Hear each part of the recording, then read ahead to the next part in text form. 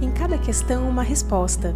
Em cada desafio, um aprendizado. Em cada alma, a luz da verdade. Pense nisso, a doutrina espírita em seu dia a dia. Se você gostar do nosso programa, curte, compartilhe e nos siga em nossas redes sociais.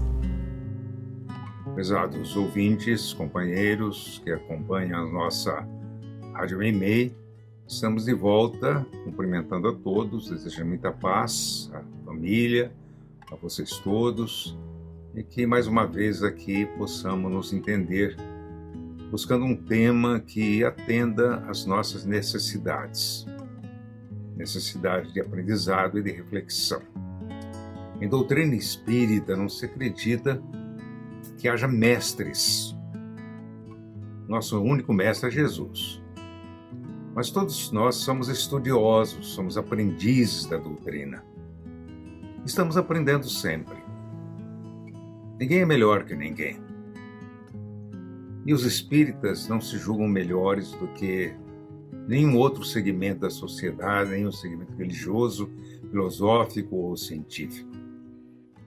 Estamos no mesmo barco, procurando o bem-estar individual, seja de cada um de nós, e o bem-estar coletivo de toda a comunidade. É muito difícil acreditar que cada um de nós pode ser feliz se o restante da sociedade não estiver bem. Enquanto houver sofrimento, dor, fome, perseguição, violência no mundo, ninguém vai ser totalmente feliz aqui nesse planeta. Infelizmente, essa é a realidade. É por isso que Jesus acenou para um novo céu e uma nova terra. É por isso que Jesus acreditava no ser humano, acredita no ser humano, que nós seremos capazes de chegar a uma condição espiritual tão elevada, capaz de extirpar totalmente o mal no nosso mundo, fazer com que aqui permaneça somente o bem. Então nós retornamos hoje à Web Rádio Meimei, a emissora espírita da cidade de Garça, e através dela chegamos até você. Vamos falar de um tema muito presente, muito importante na vida de cada um de nós, não só do espírita, claro, mas de toda pessoa, todo cidadão, seja desta ou daquela religião, tem ou não tem a religião. Esse é o menos importante. O mais importante é fazer como o samaritano da parábola. Lembrem-se de Jesus. Quem Jesus elegeu como aquele que faz realmente a vontade do Pai. É quem faz o bem. E vocês já refletiram sobre o valor do bem? Já perceberam que para fazermos o bem, nós precisamos utilizar nossas mãos? Pois esse é o nosso tema de hoje, mãos. A mão simboliza atividade. Simboliza algo que esteja se fazendo para se chegar a um resultado. São as mãos que, na verdade, dirigem a nossa vida. Então nós vamos, para iniciar essa abordagem, ler um soneto de autoria do espírito Alta de Souza, pela mediunidade de Chico Xavier. Oportunamente, nós vamos falar de Alta de Souza, para vocês verem de onde veio esse soneto.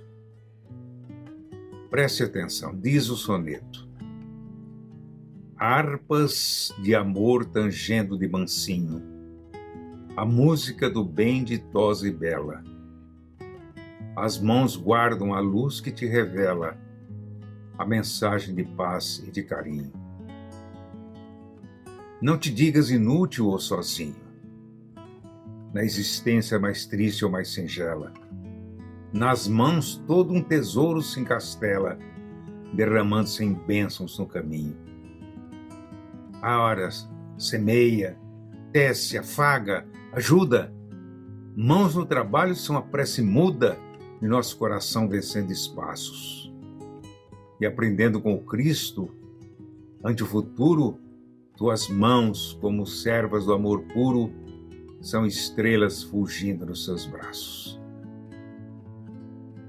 Ao lado da beleza desse planeta, desse soneto, melhor, estética desse soneto, nós temos o significado profundo dessa mensagem de Alta de Souza. Após observarem e analisar o rendimento escolar e performance de 259 alunos da Universidade de Illinois, Estados Unidos, o pesquisador Charles Hillman e sua equipe concluíram que as melhores notas de matemática e de leitura foram dos alunos que mais se empenharam em atividades físicas. Com isso, o cientista afirma que já tem argumentos para dizer que a atividade física, a atividade do nosso corpo, as nossas mãos, nossos pés, modifica as funções relacionadas à aprendizagem, estimulando os impulsos elétricos do cérebro.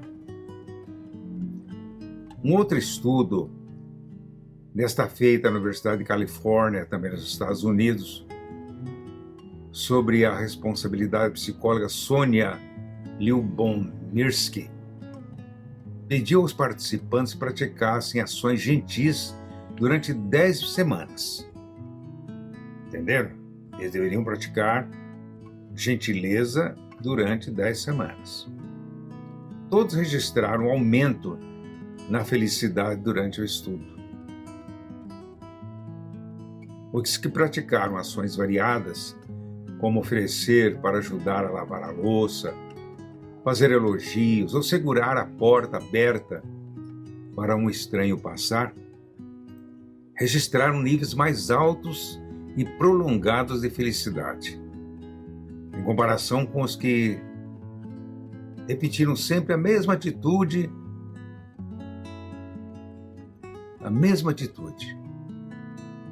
e nada fizeram. Gentileza e boa vontade, afirma a pesquisadora, estão relacionadas à felicidade. E as pessoas que tentam ser mais gentis no dia a dia tendem a experimentar mais emoções positivas e se tornarem mais alegres.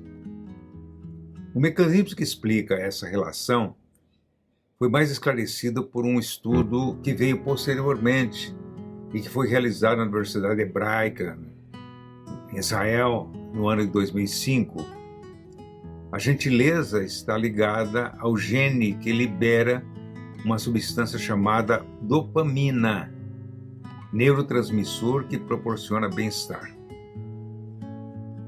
Quando o filósofo grego Anaxágoras, mais de 400 anos antes de Cristo, afirmou que o homem só pensa porque tem mãos, com certeza ele antevia o que hoje a ciência está procurando desvendar como um fator participativo no desenvolvimento da inteligência e do sentimento do ser humano. As mãos não são apenas extensões de nosso pensamento, pois com elas colocamos em prática aquilo que pensamos. Elas estimulam, educam nossas atividades mentais. Aliás, as mãos representam a dinâmica do corpo. É o principal instrumento de nossas ações. Elas não só atendem às ordens do pensamento, como elas ensinam o pensamento a pensar, estimulando a memória, raciocínio, a imaginação e outras operações mentais. Foi sempre essa ideia que os grandes educadores criaram a partir dela o conceito de escola ativa, para que os alunos não ficassem apenas na teoria, mas eles pudessem, de imediato, começar a pôr em prática o que estavam estudando. Aliás, Jesus fez isso com os seus discípulos. Se você prestar bem atenção nos evangelhos, você vai verificar que os ensinamentos de Jesus, a forma de Jesus ensinar, não se restringia somente ao que ele falava, mas ao que ele fazia. E ele fazia à frente dos seus discípulos para que eles aprendessem, para que eles o imitassem. Jesus ia à frente e eles iam atrás, fazendo bem, praticando bem a gentileza, o amor, abençoando as pessoas, amparando aqueles que estavam precisando. Era isso que eles faziam. Hoje existe dentro dos estudos sobre educação e o desenvolvimento mental uma área dedicada à psicomotricidade, que estuda a relação íntima entre a atividade mental e os movimentos do corpo. Na criança especificamente, mas também em qualquer idade, até mesmo nas pessoas idosas, os movimentos estimulam as áreas cerebrais, facilitam a criação de redes neurais, ativam o raciocínio, a memória e a criatividade.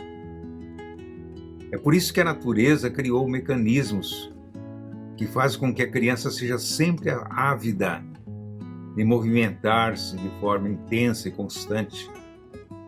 Com a crescente incidência do mal de Alzheimer e outros tipos de demência, o exercício físico é recomendado pelos geriatras, pelos neurologistas, pelos psiquiatras, a fim de estimular certas áreas cerebrais, pouco acionadas ou inoperantes. É interessante citar aqui, a título de exemplo, que o mestre de Allan Kardec, antes de Allan Kardec ser Allan Kardec, quando ele estava estudando lá na escola de Verdun, Suíça, era Pestalozzi. Jean-Henri Pestalozzi, conhecido como o pai da pedagogia moral. O Pestalozzi, na escola onde ele estava, que era uma escola que atendia crianças órfãos, inclusive, abandonadas, e ao mesmo tempo atendia crianças que podiam pagar a escola, como o caso da Allan Kardec. Ele levava essas crianças às atividades que dessem mobilidade ao corpo e estimulassem os sentidos. Por isso as crianças aprendiam a amar a natureza, amar as plantas, plantando, semeando, cultivando, tratando das plantas, acompanhando todo o desenvolvimento dos vegetais. E eles acabavam produzindo aquilo que eles consumiam, a própria comida, o próprio alimento que utilizavam na escola provinham da produção da própria escola pelos alunos. O Pestalozzi acreditava que não dava para separar o conhecimento teórico do conhecimento prático. Se você quiser separar, você não vai ter um conhecimento incompleto. É como querer, por exemplo, que a criança entenda como que uma semente germina, como que a planta cresce, como que ela amadurece, como que ela produz outras sementes. A criança tem que ver, ela tem que manipular isso. É a vida, isso é a lei da vida, não é nenhuma invenção do Pestalozzi. A lei da vida é assim. A gente aprende fazendo. E quanto mais o indivíduo faz, mais ele aprende.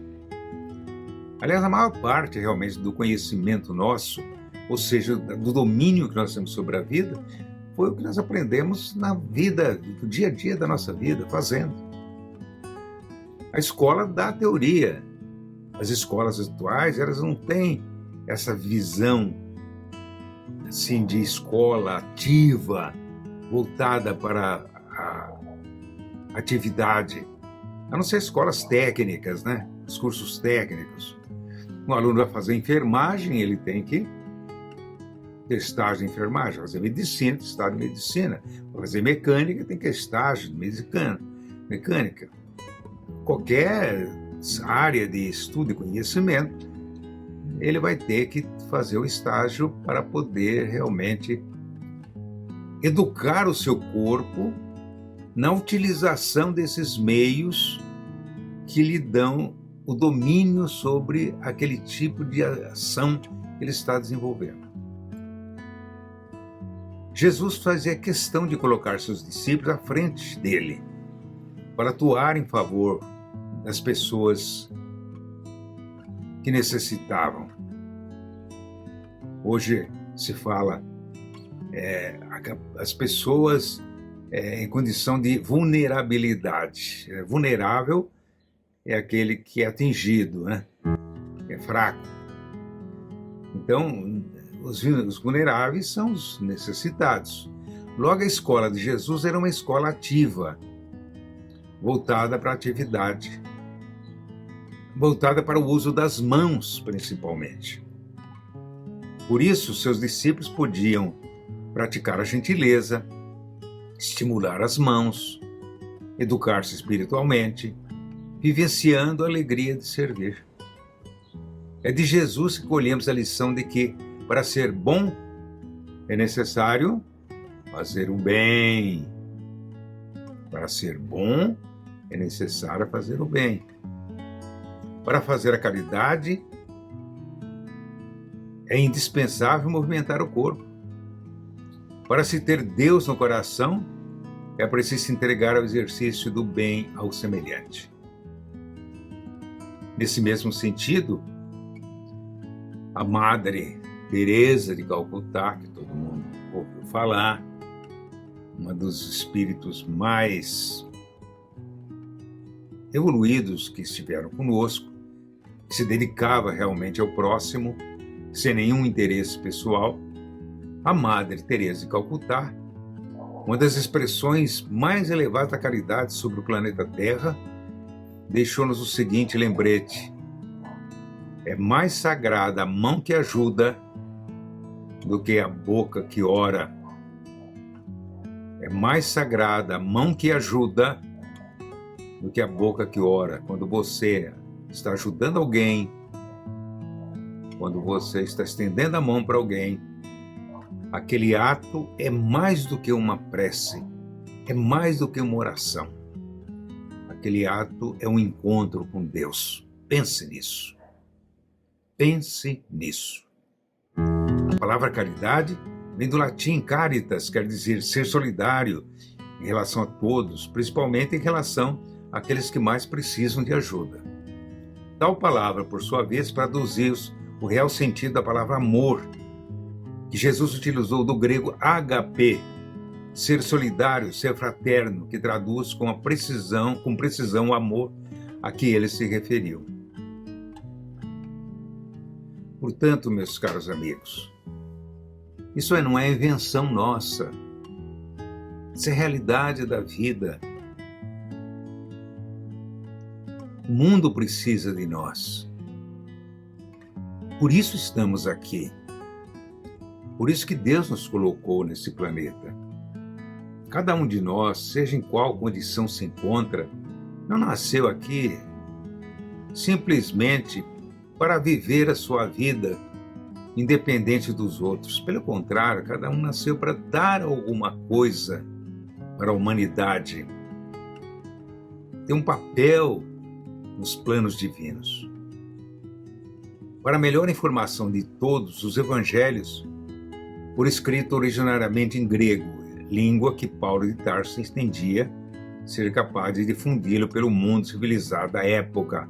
Por isso que nós citamos aí o ágape, O ágape em grego, né, quer dizer amor. Foi traduzido, o amor que Jesus ensinou, para o grego foi traduzido como ágape, que é o amor incondicional. É o amor para todos. Não é amor para esse ou para aquele, para a mãe ou para o pai. É amor para todos, indistintamente. É um amor do samaritano, da parábola. Para finalizar, caros amigos, nós vamos ouvir novamente, vou dizer novamente para vocês, o soneto de Alta de Souza, para você perceber agora a grande mensagem cristã que esse Espírito nos trouxe através da mediunidade de Chico Xavier. Preste atenção. Harpas de amor tangendo de mansinho, a música do bem ditosa e bela. As mãos guardam a luz que te revela a mensagem de paz e de carinho. Não te digas inútil ou sozinho, na existência mais triste ou mais singela. Nas mãos todo um tesouro se encastela, derramando-se em bênçãos no caminho. Ara, semeia, desce, afaga e ajuda. Mãos no trabalho são a prece muda, nosso coração vencendo espaços. E aprendendo com o Cristo ante o futuro, tuas mãos, como servas do amor puro, são estrelas fulgindo nos teus braços. Muito obrigado pela sua atenção. Deus esteja com todos nós, nos abençoando, e até a próxima oportunidade. Chegamos ao fim de um Pense Nisso. Lembre-se, em cada questão, uma resposta. Agradecemos a sua audiência.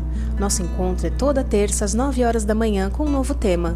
Se você perdeu, pode ouvir as reprises às 15 e às 21 horas ou a qualquer momento em nosso site www.radiomeimei.com.br. E se você gostou do nosso programa, curta, compartilha e nos siga em nossas redes sociais. Até a próxima!